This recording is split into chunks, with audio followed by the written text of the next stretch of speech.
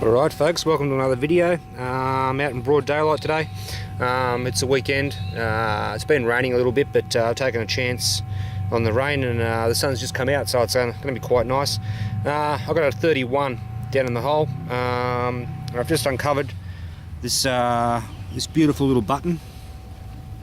Best as I can read on the front of it, it says PB Schiller or Schilling, Nuremberg. So it's a foreign button, but yeah, not bad for a first find. Let's kick on, see what else we can get today, eh? Alright folks, my next target is a 34 right up against this garden bed here, and it's just popped out. You can see it sitting just there, got a nice green patina to it. Okay, so there's King George V on the back. Let's clean off the front. Commonwealth of Australia penny. I'll just rub it on my pants for a second.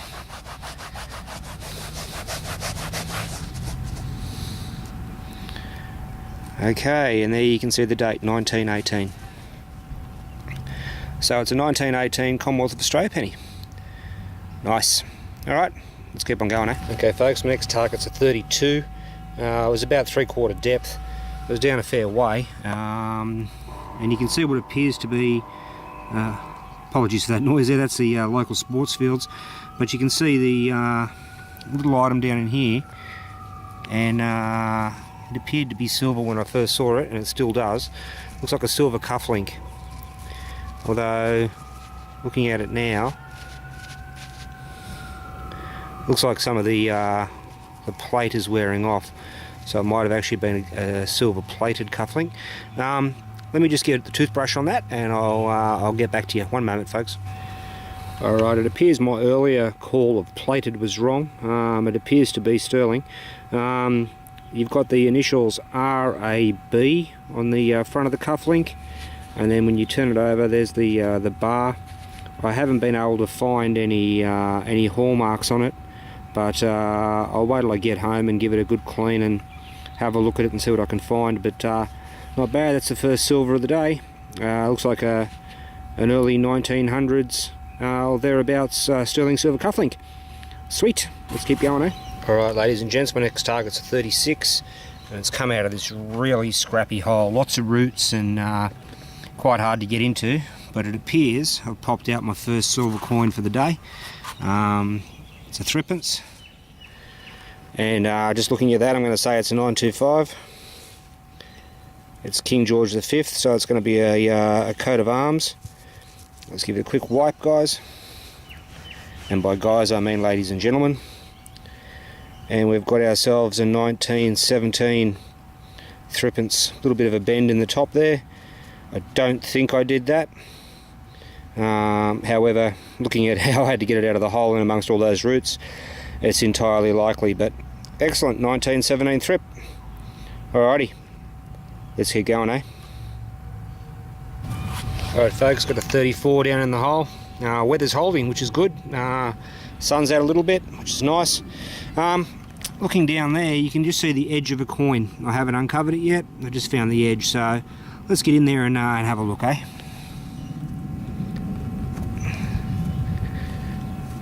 Okay. It's a halfpenny in size. Yep, and it's a Commonwealth of Australia halfpenny, and I can see 1921 down there on the bottom of it. So yep, 1921, looking at the camera as well. Alrighty, so let's keep going, eh? It's been pretty good. I've done this before with the Xterra and a small coil, but now out here with the Safari, I'm getting a few more signals, and a lot of them are quite deep, so alright, kicking on. Hey folks, got a bouncy 19 up to 27, back down to 19, and I've just popped out this this button. I have given it a bit of a clean beforehand, and it's one of the more usual ones you'd expect to find in Australia. It's one of the superior buttons.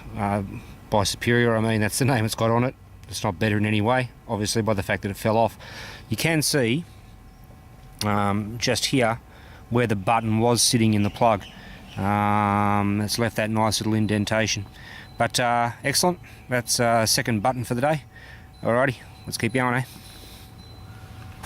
Alright folks, 33 in the hole, reasonably shallow, and it's just popped out in the first pass. And there's a sixpence. It's all green, so it's got Queen Elizabeth on the back of it, so it's going to be a 50%er.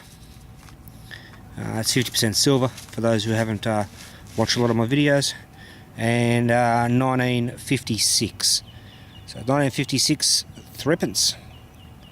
Excellent, that's a 50% silver coin. Alright, moving on. Alright folks, another dodgy signal, bounced up in the high 20s, settled on 18. I wasn't going to dig it, but changed my mind.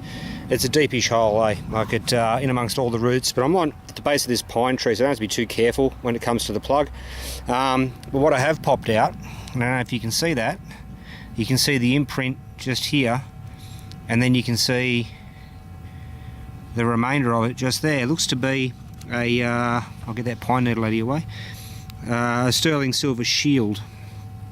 I'm just going to reach in there, clear some of the dirt off it, and pop it out of its little plug, its little spot. Yeah, it is. Okay, so I'll bring it out to the sun so you can see it. And you can see how soft it is. I'm marking it already just by rubbing it. I'm going to do so gently on my pants. There we go. And you can see the unmistakable glint of silver in the sun right there. I'll turn it over and see if I can pick up a maker's mark or a any of that sort of stuff, but it doesn't appear to have one offhand. But it can't be anything other than silver. It's just quite pretty. Might have been off a key fob or something similar. Looks like it's meant to be attached and missing half of it there.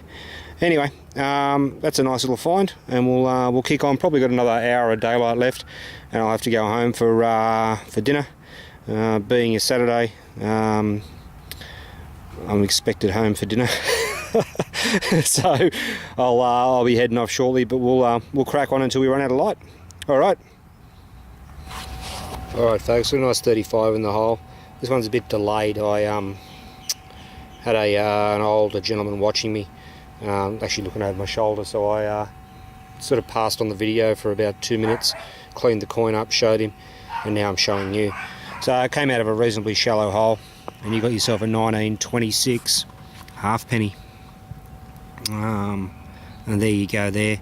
So these videos tend to run a bit shorter when I go ahead and clean the coin already. But it's in blistered nick, shall we say. Not the finest coin I've found out here, but hey, it's another one to the collection. I don't think we've actually found a whole penny today, but well, still got a little bit of time. Sun's still up, so I'm still going. Let's see what else we can find, eh? Well folks, the scratchy signals are paying off today. That was a 27 up and down, 22, 21, 17, back up to 27, settled on 22 on the pinpoint, and only a shallow hole, but looks like I've popped another silver coin out. This one's a 50%er. It's about threepence size, and it is a threepence. 1 second guys, and I'll give it a bit of a clean on the front. Yep, 1954 I'm pretty sure, or maybe even 1950. Looks more like 1950 now that I have a decent look at it, and you're not probably getting a very good look at all because of the focus. There you go. Yeah, 1950 sheaf of wheat threepence. Alright, it's another silver today. Make that 1960 now everything's coming to focus. Alrighty, let's keep going, eh? Probably got half hour before the sun's fully gone, sorry.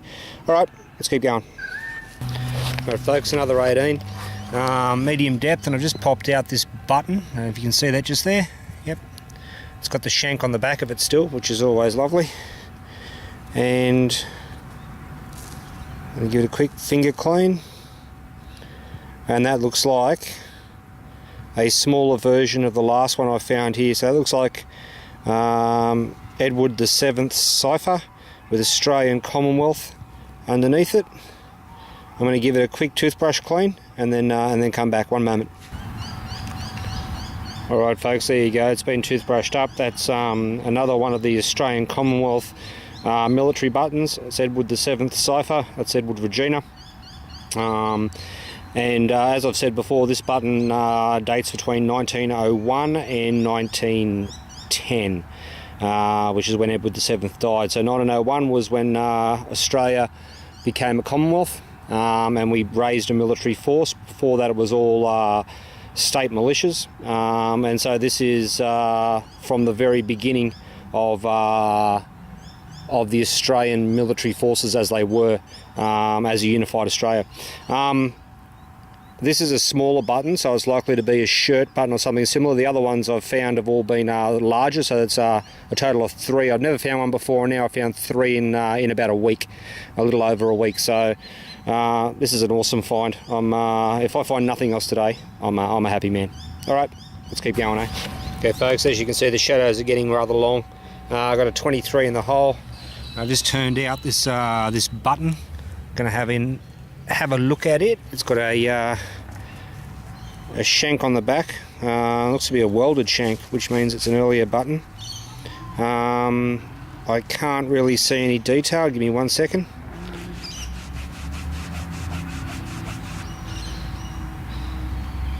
Okay, I can see some detail now, and it looks to be an anchor. Let me just give this a quick brush up and see if I can find any military markings to go with that. One moment. Alright folks, it looks to be a cast button. You can actually see the cast line running across the back of it there. And it has an anchor on it. I don't necessarily think it's military, because if it was, there'd be a crown or something similar on there. But what I'll do is I'll do some research and see what our early Navy buttons look like, and I'll either postscript it or I'll let you know in the roundup. But at this stage I'm not calling it military. Alright, probably about 10 minutes left now. It's getting a bit dark. Alright, wait. Okay folks, another 34. And you can see I've just popped out this halfpenny, and as I've said before, you can actually see a lot of the time where it's actually sat in the earth. That's, whoop, just broke it up. It's quite firm. It's a Commonwealth of Australia halfpenny, and given the amount of light I have available to me, I'll see if I can't give you some kind of date.